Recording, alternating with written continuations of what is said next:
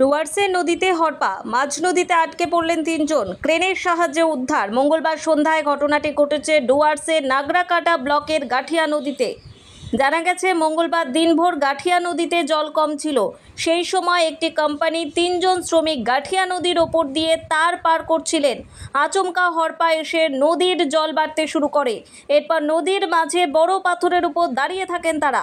ঘটনায় রীতিমতো আতঙ্কিত হয়ে পড়েন তিন ব্যক্তি। খবর পেয়ে ঘটনাস্থলে ছুটে আসে নাগরাকাটা থানার পুলিশ এবং ব্লক প্রশাসনের আধিকারিকরা। এরপর ক্রেনের সাহায্যে নদী থেকে তিন শ্রমিককে অক্ষত অবস্থায় উদ্ধার করা হয়। যে তিনজন শ্রমিক আটকে পড়েছিলেন তারা বিহারের বাসিন্দা মোহন সিং, রাজেশ গুপ্তা এবং রাধে কৃষ্ণা। উল্লেখ্য, এই গাঠিয়া নদী ভুটান পাহাড় থেকে ভারতে প্রবেশ করেছে। আর সম্ভবত ভুটান পাহাড়ের বৃষ্টির জেরে নদীতে হরপা বান আসে। কিছুক্ষণের জন্য ঘটনায় চাঞ্চল্য ছড়িয়ে পড়ে। পার্শ্ববর্তী এলাকার বহু মানুষ নদীর পাড়ে ভিড় জমায়। পাহাড়ি নদীগুলিতে মাঝে মধ্যেই হরপা বান আসে এবং এর আগে হরপা বানে বেশ কয়েকবার মৃত্যুর ঘটনাও ঘটেছে। ব্যুরো রিপোর্ট, নিউজ দিগন্ত বার্তা।